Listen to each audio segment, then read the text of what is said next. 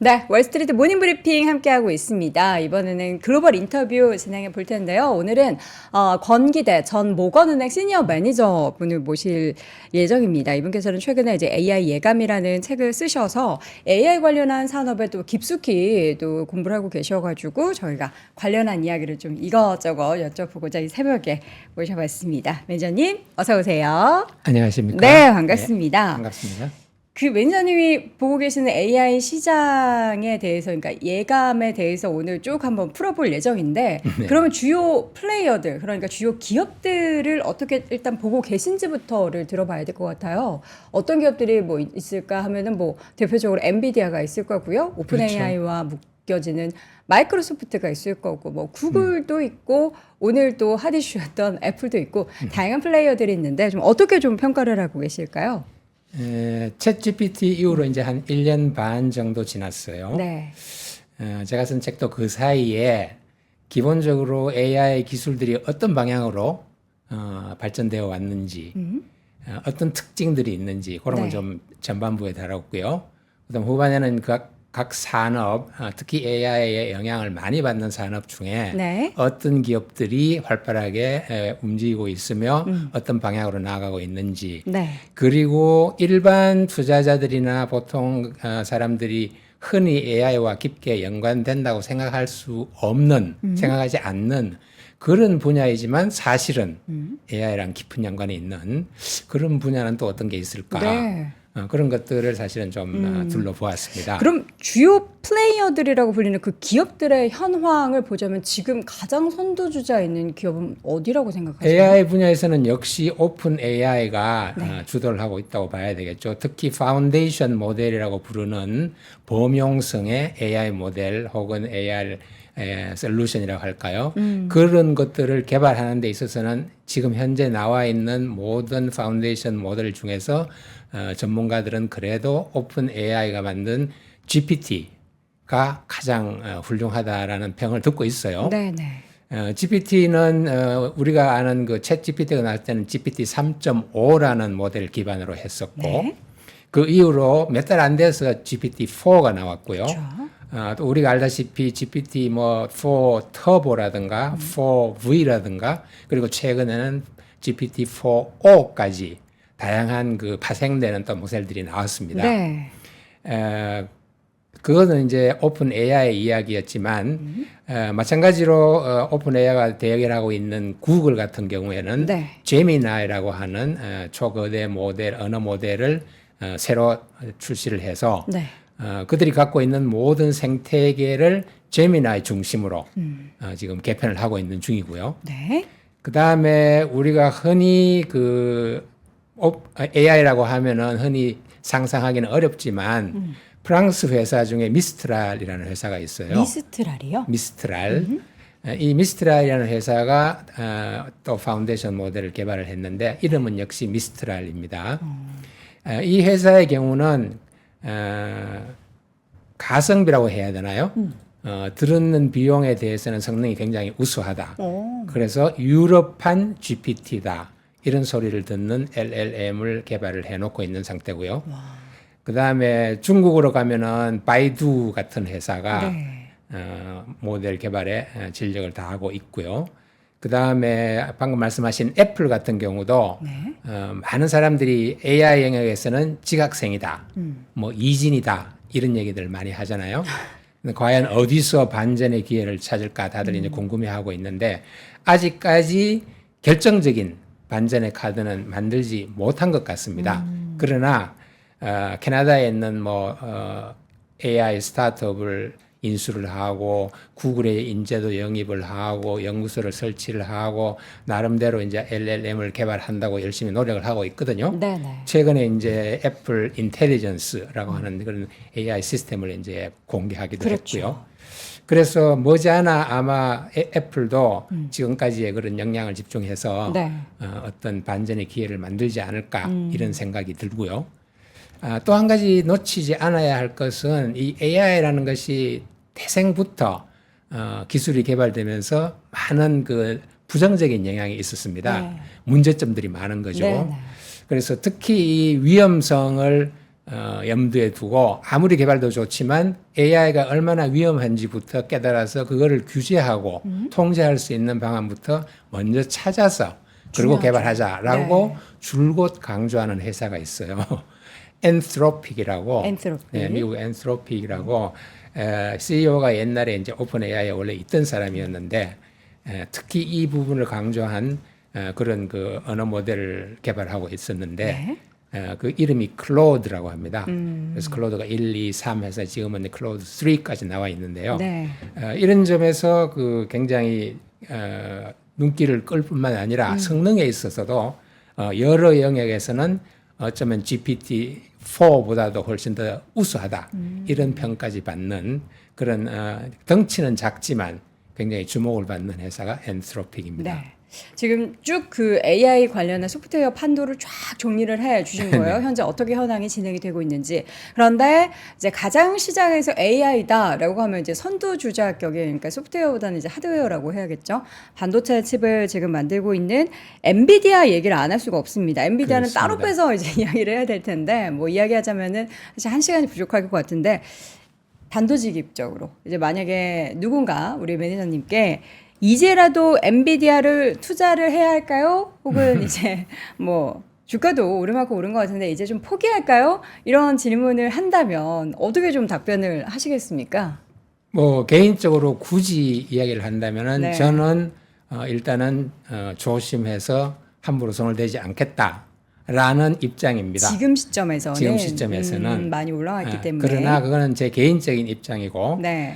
사실은 뭘 봐야 되냐 하면 이런 경우에 특히 이제 사실은 이쪽이냐 저쪽이냐를 말하기가 상당히 어려운 케이스고 어쩌면 의미가 없는 케이스일지도 모르는데 우리가 중요하게 생각해야 될 것은 이럴 때 엔비디아라는 기업의 소위 프로와 콘을 생각을 해봐야 됩니다. 프로와 장점과 네. 단점 혹은 좋은 점과 문제가 되는 점, 네네. 위험한 점은 뭘까 이걸 네. 따져봐야 되거든요. 우선에 그 프로 쪽을 본다면 사실은 엔비디아는 이미 반도체 회사가 아닙니다. 이미 AI 종합 플랫폼 회사입니다. 종합회사다. GPU나 반도체 AI 가속기 단순한, 만드는 것에서 예. 멈추는 게 아니라 네. 이미 AI 플랫폼 회사가 되어 있고 심지어는 그 바이오 헬스케어 분야라든가 네. 또 뭐 저 지구 온난화를 걱정하는 그런 생태계, 지구 생태계의 문제 해결 이런 분야에까지도 이미 발을 들여놓고 있는 그런 상황이고 또 로봇 산업에도 이미 깊숙이 관여되어 있는 네. 그런 정도로 AI 종합 플랫폼이 되어 있기 때문에 단순히 반도체 회사라고 생각해서는 안 된다. 따라서 앞으로도 굉장히 더 커지고 확장될 여지가 많다. 이렇게 볼 수가 있거든요. 네. 반대로 아시다시피 지금 AI 가속기의 그 시장 점유율이 너무 높아서 거의 독점을 하고 있다 보니까 네네. 역설적으로 거기에 반대하는 세력이 또 너무 많아요. AI 가속기가 필요한 모든 회사들이 이거 꼭 이렇게 엔비디아에 의존을 해야 되나? 우리는 만들 수 없나? 대안은 없나? 다 이걸 연구를 하고 있거든요. 네. 삼성전자도 마찬가지로 AI 가속기를 만든다는 이야기가 있을 정도로 거의 모든 회사들이 이렇게 탈 엔비디아를 노리고 있어요. 네. 이것도 하나의 이제 위험성이라고 볼 수가 있겠죠. 그리고 반도체 같은 경우에 자기들이 다 설계를 하고 개발을 하지만 제조는 어디서 합니까? 아시아에서 해야 되죠. 그렇죠. 스스로 할 수가 없습니다. 네. 이것도 하나의 약점이라고 볼 수 있습니다. 기본적으로. 이 이런 약점이라는 걸 알면 엔비디아는 뭔가 또 스스로 만들려고 하는 거는 그러나 이제 근데 좀 제조는 뭐 또 워낙 문제가 힘드니까. 다르죠. 네. 제조는 또 문제가 다르고. 그러나 이제 중요한 것은 사실 우리 일반 투자자들이 생각해야 될 것은 AI라고 생각할 때 엔비디아다, 뭐 오픈 AI다, MS다, 구글이다 이런 회사만 얼른 머리에 떠오르잖아요. 사실은 그것뿐만이 아니고 AI 자체를 생각해 보면은 AI가 있을 수 있게 존재할 수 있게 만들어주는 영역들. 네. 우리가 흔히 생각은 하지 않지만 데이터가 굉장히 중요하잖아요. 데이터 없이는 아무것도 안 됩니다. 그렇죠. 그럼 데이터를 공급을 어떻게 받느냐? 어디서 받느냐? 네. 이것도 한번 생각을 해봐야 되고 그 다음에 AI가 그냥 만들어지면 뭐 합니까? 소비자들이 활용을 해야 되죠. 어떻게 활용을 할 수 있을까? 활용하는데 뭐가 필요할까? 그러니까 클라우드도 필요하고 네. 또 여러 가지가 필요한데 또 그것이 구동되게 하기 위해서는 엄청난 전력이 필요합니다. 네. 전력 없이는 아무것도 안 됩니다. 그쵸. 따라서 전력을 창출하는 회사, 만드는 회사, 전력을 이동하고 운송해주는 회사, 네. 보관하고 관리하는 회사, 이런 회사들이 전부 AI와 밀접하게 연관이 되어 있습니다. 최근 들어서 뭐 LS 전선이라든가 HD 현대 일렉트릭이라든가 이런 회사들이 왜 갑자기 주가가 급등을 했느냐? 전력이 부족하고 그런 걸 생각해 보면은 많이 쓰이게 되니까 또 이것도 많이 바로 올랐죠? AI 관련주다라고 생각을 해줘야 되는 것이죠. 파생되는 영역들이 점점 더 많아지고 있는 것 같아요. 그리고 또 보안 문제. 네. 갈수록 보안 문제가 심각해지기 때문에 어떻게 하면 효율적으로 보안을 해줄 수 있느냐. 그 분야도 생각을 해봐야 되고요. 그런 식으로 AI와 관련되는 여러 가지 그 생태계들이 더 제가 책에서 낙수 효과라고 부르는 그런 효과를 누리는 영역들이 많습니다. 네. 그래서 거기에도 좀 주목을 할 필요가 있겠죠. 네. 사실 이제 AI 관련한 그 시장이 우리가 뭐 지금 뭐 5년, 10년 이렇게 바라본 게 아니라 정말 1년 조금 넘은 거예요. 그렇습니다. 작년 봄쯤부터 놀라운 이제 일이죠. 시작된 이러한 뭔가 패러다임의 변화가 나타나고 있는 건데 네. 지금 시점에서 근데 항상 그 우리가 그동안 항상 기대했었던 기업 중에 하나인 애플이 그동안에는 AI를 분명히 자체적으로 개발할 능력이 충분히 있다라고 생각을 했었는데 자체 AI 개발에 대한 얘기가 없고 최근 이제 어제 전해졌던 WWDC에서는 네. AI가 아니고 F 인텔리전스라는 새로운 이름, 그러니까 앞자리만 따면 AI는 맞는 거예요. 그런 새로운 것을 이제 공개를 했는데 우리 권기대 매니저님께서 보셨을 때 어떻게 좀 긍정적으로 보셨던 부분과 혹시 반대로 이거는 애플이 좀 혁신도 없고 조금 부족한데라고 생각하셨던 부분이 있으셨을까요? 사실 저는 기술적인 베이스가 없기 때문에 네. 기술적으로 그걸 논할 입장은 아닌 것 네. 같고요. 다만 애플이 AI 영역에서 뒤처진 이유가 제 생각에는 그 AI의 역사가 원래 70년 이상입니다. AI를 연구하기 시작한 게 75년 이렇게 정도 되거든요. 처음에는 IBM이 시작을 했었는데 네. 그런데도 불구하고 그 75년 동안 우리가 일반인들이 AI하고 관심을 갖고 주목을 했던 계기가 사실은 알파고였고 그 이후로 급속하게 이게 공개가 되면서 사람들이 관심을 갖기 시작했지. 그 전에 한 70년 동안은 관심도 없었거든요. 그렇죠. 그건 참 미래의 일이고 살아있을 그렇죠. 봐야 그래서 될까 싶었죠. 제 혼자 생각에는 아마도 애플이나 혹은 애플 외에도 다른 많은 회사들이 네. 챗 GPT 같은 게 처음 등장했을 때, 네. 뭐 이때까지 해왔던 AI 개발의 일부지, 뭐 특별히 뭐가 있을까라는 약간은 안일한 생각을 하지 않았을까. 네. 그래서 그걸 타이밍을 놓쳐버리지 않았을까 네. 하는 게 사실은 제가 하는 생각이고요. 그 외에도 전문가들의 평을 들어보면 AI가 원래 생태계가 굉장히 폐쇄적이에요. 모바일 시대의 그 선두주자이긴 했지만 네. 굉장히 생태계가 폐쇄적이어서 AI 시대에는 썩 어울리지 않는 형태의 사업 경영을 했던 것이죠.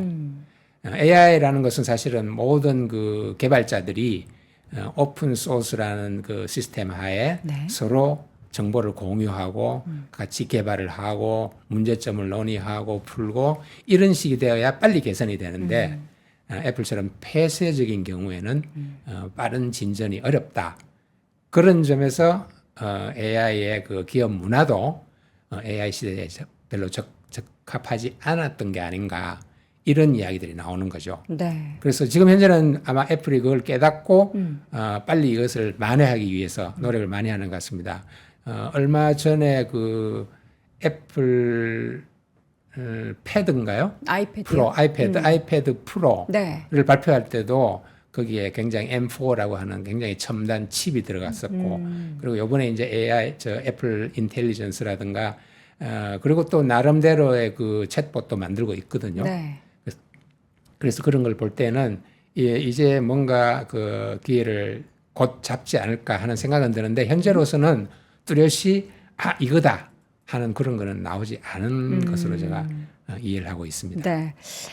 AI 관련해서 사실 너도 나도 그 빅테크 기업들이 여러 방면에서 지금 활약을 하고 있고 그 중에서 이제 가장 선두주자격으로는 이제 엔비디아가 앞서갔고 소프트웨어 쪽에서는 오픈 AI와 손잡은 마이크로소프트가 가장 뭔가 선두 자리를 지키고 있는데 그 판도가 어떻게 달라지게 될지 아니면은 그 기업들이 다들 이제 열심히 해서 AI 관련한 이 시장이 얼마나 빠른 속도로 커지게 될지가 저는 참 많이 궁금합니다. 근데 이제 이게 빠른 속도로 퍼지려면 지금 우리가 뭐 소프트웨어를 사용하고 뭐 PC로 주로 많이 이용을 하고 있는데 네. 이제 이전 갤럭시 모델도 그렇고 이제 앞으로 나올 그리고 F15부터 적용이 될 올해 연말부터 적용이 될 다양한 이제 온 디바이스에 대한 네. 이야기가 가장 핵심이 되는 거잖아요. 결국에는 그 확산이 더 빨라지려면.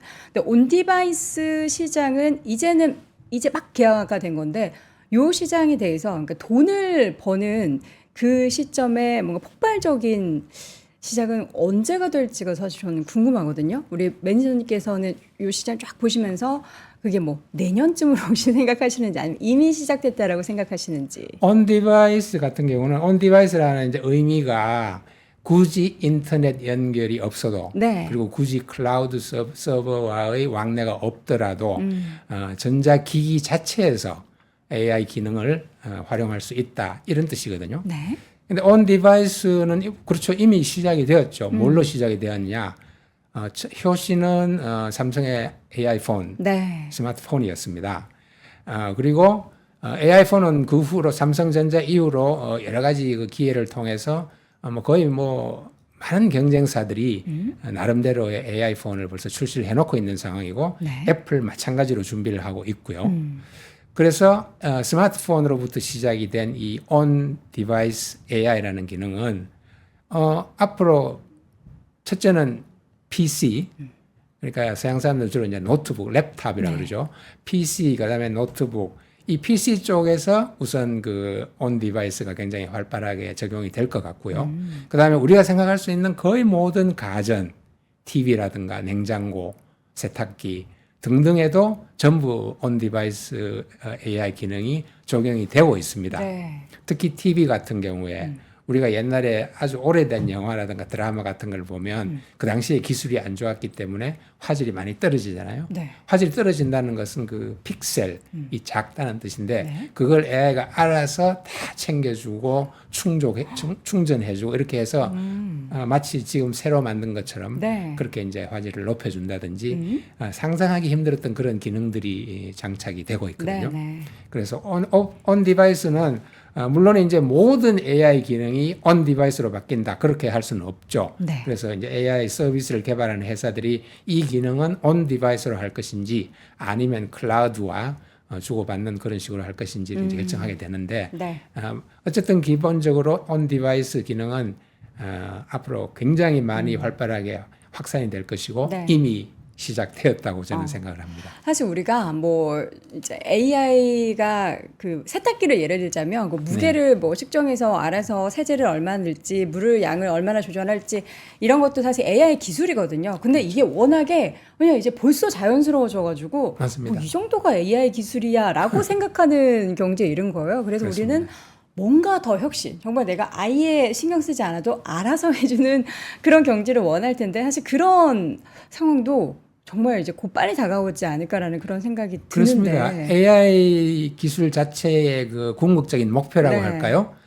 다들 아다시피 AGI라고 하는 그렇죠. 그런 인공지능인데 네. 그런 AGI 상태가 되면은 거기에 따르는 모든 파생되는 AI 서비스들도 따라서 그게 이제 기능이 올라가잖아요. 네. 그렇게 해서 결국은 방금 말씀하신 것처럼 우리가 거의 신경을 쓰지 않더라도 그 기기 자체가 알아서 챙겨주고 판단하고 네. 예측하고 네. 그렇게 해서 기술이 올라가게 될 걸로 생각이 들고요. 그렇게 본다면 사실 지난 1.5년 사이 정도에 있었던 AI 기술의 그 기능 혹은 성능 네. 이거 자체가 예전의 그러니까 챗GPT가 처음 나왔을 때의 어떤 뭐 인식이라든가 요약, 분석 이런 단계에서 지나가서 이제는 판단하고 계획하고 추론하고 심지어는 공감하는 단계까지 굉장히 빠르게 다가가고 있다는 거죠. 네. 그래서 이제 어떤 사람은 AGI 상태는 3년이면 충분해 이렇게 3년? 사람도 있고 5년이면 좋다는 생각하는 네. 사람도 있고 그렇게 다양하게 이제 의견이 나오는 거죠. 어쨌든 굉장히 빠른 속도로 움직이고 있는 것은 사실입니다. 네. 어떤 분야, 그러니까 어떤 산업에서 가장 빠르게 발전을 할지, 그러니까 지금은 뭐 소프트웨어, 하드웨어지만 이게 어딘가에 이제 접목이 계속 되지 않겠습니까?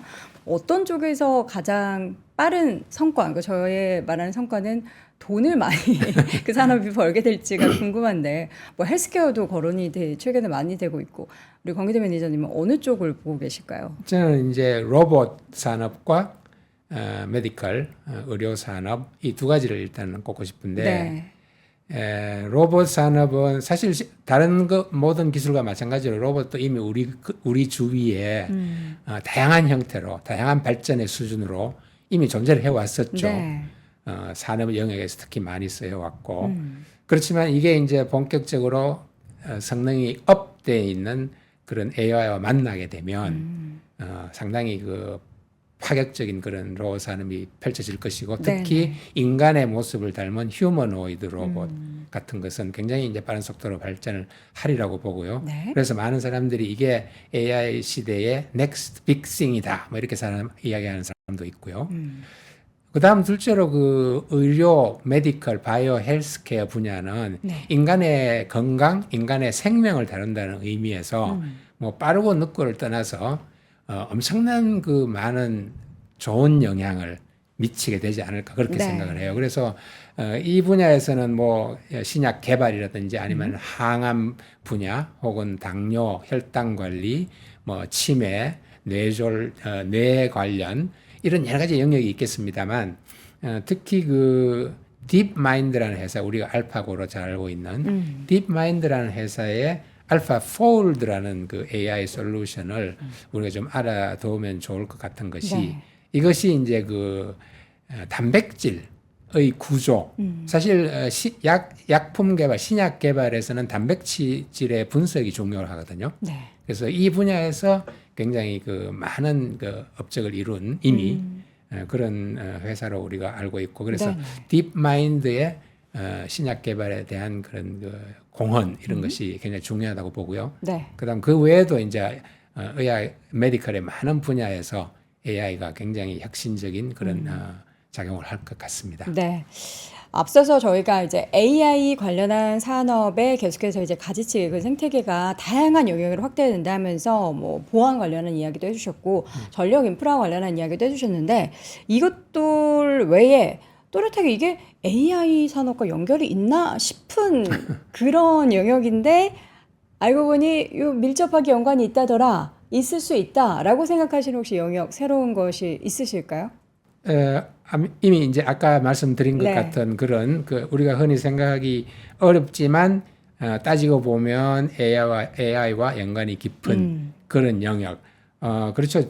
대부분의 이제 전력 AI 산업이라고 이야기했을 때 예를 들면 원자력, 네. 뭐 SMR, 원자력 발전 이런 거랑 얼른 연결시키기가 힘들잖아요. 결국에는 에너지 쪽이군요. 다 전력 그렇죠. 에너지가 인프라 쪽. 굉장히 중요하죠. 네. 그래서 아까 말씀드린 것처럼 에너지를 만들고 움직이고 보관하고 관리하고 조절하고 하는 그런 모든 그 영역의 회사들. 네. 이것이 이제 바로 AI 주라고 볼 수가 있고요.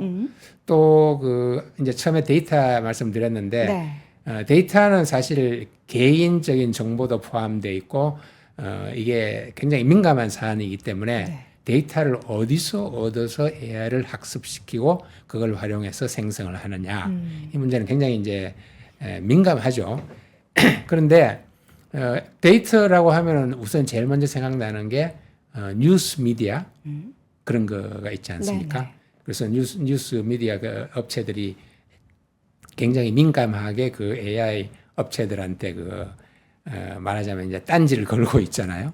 그래서 이런 일들이 계속 일어날 것 같고 따라서 그런 데이터를 공급해 줄 수 있는 그런 것들이 바로 이제 AI에 굉장히 밀접하게 연관이 돼 있다. 이렇게 볼 수가 있고 네. 또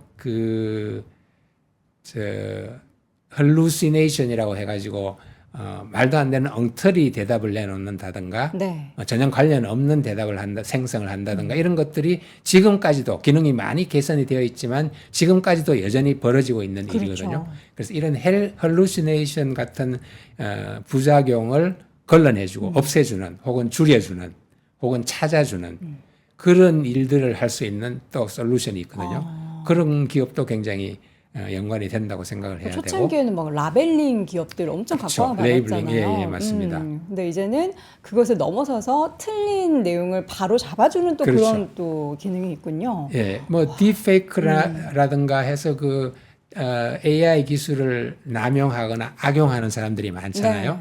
근데 그거에 따라서도 그거를 찝어내주고 찾아주고 고쳐주는 그런 회사들도 또 앞으로 각광을 받을 걸로 생각합니다. 네.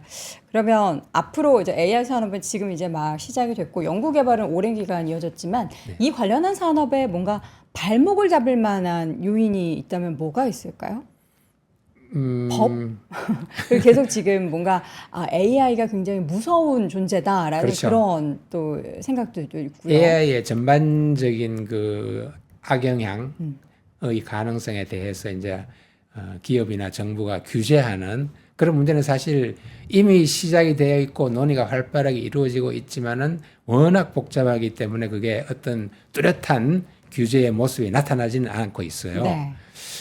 그래서 이 분야는 뭐 저 AI 기술이 이제 발전돼 가면서 동시에 규제의 그런 그 범위라든가 성격이라든가 이런 것도 이제 서서히 모습을 드러내겠죠. 네.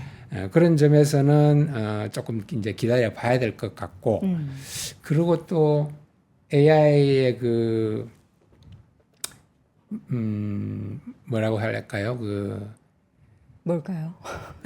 제가 머릿속에 AI가 아니라서 제가 우리 공기대 매니저님 머릿속에 들어가 보지를 못해가지고 네. 무슨 이야기를 하고 싶으셨어요? 생각나면 말씀해 주시고요. 저는 네. 이제 그 책의 내용에 보니까 이제 반도체 부문에 있어서 요새 하도 엔비디아를 관심을 많이 가지시니까 경쟁이 아니라 전쟁이다라는 표현을 네, 네, 쓰셨더라고요. 근데 그러면 전쟁이라는 것은 누군가는 승리를 하지만 누군가는 희생을 당한다라는 거잖아요. 그렇죠. 결국에는 이제 위너가 모든 것을 다 갖게 되는 영어 좀 쓰겠습니다. 위너 takes it all. 이런 판도가 만들어진다라는 건데 그러면은 지금 판도에서 보면 엔비디아가 위너거든요. 그렇죠. 그럼 누군가 희생되고 앞으로 이 흐름이 계속 이어질 것으로 예상을 하시는지 아니면은 뭐 다른 판도가 좀 달라지는 전쟁이 펼쳐질 거라고 생각하시는지.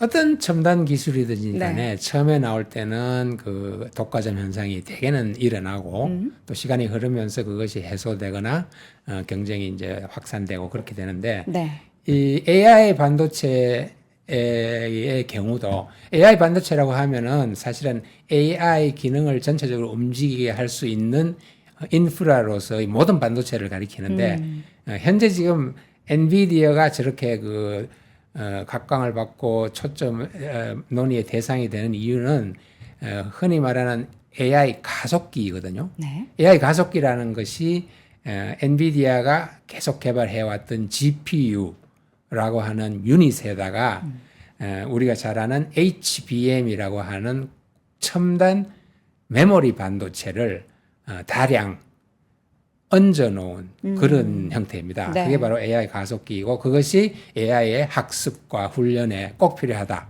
해서 이제 이렇게 일이 벌어지고 있는데요. HBM도 그렇고 가속기도 그렇지만 영원한 독점이라는 건 사실은 없습니다. 네. 조금 전에 말씀드린 것처럼 삼성이 뭐 어떤 그 AI 가속기를 개발하고 있다 이런 소문도 있다고 말씀드렸지만 반드시 그 독점 상황 혹은 과점 상황에 있는 회사에 대항해서 그것을 무너뜨리거나 혹은 그 힘을 약화시키는 그런 세력이 나타나게 마련이거든요. 그래서 AI 반도체 부문에서도 네. 물론 엔비디아도 뭐 바보가 아니니까 네. 여러 가지로 방어를 하고 이제 하겠지만 결과적으로는 이런 그 발전 상황이 공개적인 경쟁 상황으로 결국은 들어가게 될 것으로 네. 보입니다. 투자의 관점에서 마지막 질문을 좀 드리도록 네. 하겠습니다. 사실 지금 시점에서를 보면요. AI 관련한 산업이 작년에 태동을 막 해서 관련한 기업들이 이야기를 쏟아냈을 때는 우리는 미래에 대한 성장성을 보면서 투자를 했고 그 관련한 기업들의 주가가 엄청나게 올랐습니다. 근데 지금 시점에서는 AI가 돈이 좀 늦게 될 줄 알았는데 벌써들 다들 이렇게 돈을 벌고 있고요. 특히 돈을 많이 그리고 그 성장세가 엄청나게 높은 기업들 이제 대표적으로 뭐 엔비디아 얘기도 안 할 수가 없겠죠. 그런 기업들이 주가가 엄청나게 올랐는데 앞으로 AI 관련한 산업을 투자하려면 지금 숫자가 찍히는 걸 봐야 할지 아니면 미래의 성장성 그러니까 뭐 예를 들면 기술력을 뭐 얼마나 보유하고 있는지를 봐야 할지 둘 중에 선택을 물론 둘 다 있으면 너무 좋겠지만 그렇죠. 어느 쪽을 바라보면서 기업을 선택을 해야 될까요? 결국은 미래의 성장성을 바라봐야 되겠죠. 저는 네. 그것이 제일 중요하다고 생각하고 그렇지만 동시에 과연 이 회사가 아주 노골적으로 뭐 이야기하면 현금 창출력이 충분한가, 네. 이익이 충분한가 네. 이것도 너무나 중요하다고 생각을 해요. 그렇죠. 그래서 특히 지금 지난 한 1년, 2년 사이에 AI 관련 산업 기업들이 굉장히 그 주가는 올랐지만 실적은 별로인 네. 나쁜 그런 경우도 굉장히 많았거든요. 그래서 지금부터 사실은 우리가 흔히 말하는 옥석 가리기를 굉장히 세밀하게 해봐야 될 것 같고 이제 지금까지 사실 1년 동안은 뭐 AI 관련 기업이다 하면은 거의 뭐 묻지도 않고 네. 투자를 하거나 혹은 좋게 보는 그런 경향이 있었지만 이제는 그게 아니라 실제로 이익을 낼 수 있고 이익을 만들어내는 회사냐 네. 그리고 앞으로 이런 이익 창출이 계속될 수 있는 회사냐 네. 이것을 계속 따져봐야 될 것 같습니다. 혹시 그런 관점에서 네. 좀 이렇게 보였던 기업 몇 개 있으십니까? 연구 좀 많이 이렇게 스터디 해보셨을 것 같은데. 글쎄요, 저는 이제 개인적으로는 그 메디컬 쪽, 의료 쪽에 관련된 AI를 개발하는 회사들, 어떤 의료 관련 AI 솔루션을 네. 개발하는 회사들, 이런 회사들을 저는 사실은 개인적으로 좀 선호를 하고, 네. 물론 이들 회사들도 작년 초에 거의 뭐 한 4배, 5배 이렇게 급등한 이력이 있고, 그 후로 이제 조정을 많이 받았습니다만, 그런 상황인데, 항암 관련해서 루닛이라는 회사라든지 우리나라 기업이요? 전부 우리나라 네. 기업입니다. 루닛이라는 회사라든지 그다음에 이제 뇌 관련해서는 JLK라는 회사 혹은 딥노이드 이런 회사들이 있고요. 네. 그다음 뭐 뷰노 이런 회사들도 있고. 아니 저는 이제 우리 전 모건은행 계셨고 저희 글로벌 인터뷰에서 미국 기업 얘기해 주실 줄 알았는데 의외로 한국 기업에 더 관심 많이 갖고 계시네요. 현재로서는 저는 미국 기업 쪽은 그렇게 투자 관련해서는 네. 깊게 보지를 않고 있고요. 그러십니까? 오히려 국내에 네. 회사들을 좀 주목하고 있습니다. 네. 네, 맞습니다. 자, 사실 이제 엔비디아, 그러니까 미국 얘기만 저희는 항상 주로 하기 때문에 엔비디아 얘기하고 그래서 관련된 소프트웨어 기업들, 뭐 헬스케어 기업들 이야기를 하는데 국내에도 이제 경쟁력이 있는 기업들이 있었고 사실 작년부터 관련한 기업들의 주가가 여러분도 아시겠지만 많이 올랐고 그 사이에 수익도 많이 내셨을 겁니다. 그런데 지금 시점에서 그동안 올랐던 기업들의 관심을 갖기에는 주가가 좀 많이 올라서 부담스러운데 뭔가 그 넥스트 다음 기업을 선택하기에는 또 지금 시점에서 어떤 기업을 골라야 될지 고민이 많은 시기이기 때문에 섣부른 선택보다는 여러분 저희 월모브 함께 하시면서 계속 고민하시고 거기에서 짜고 짜서 기업들이 나온다면 그때 투자하시는 것도 좋고요. 또 방법이 없다. 난 조금 빨리 투자하고 싶다 하시는 분들은 가장 좋은 방법은 ETF가 아닌가 싶습니다. 관련한 시장 다 묶어놓은 시장 사게 되면은 그 중에서 뭐 하나는 되지 않을까라는 그런 생각도 듭니다. 자, 오늘 글로벌 인터뷰 함께 진행을 해봤고요. 오늘 이 시간 권기대 전 모건은행 시니어 매니저와 함께했습니다. 고맙습니다. 감사합니다. 박근영, 이선영, 사경인, 염승환 투자 마스터들의 세심한 케어로 건강한 투자 습관을 만드세요.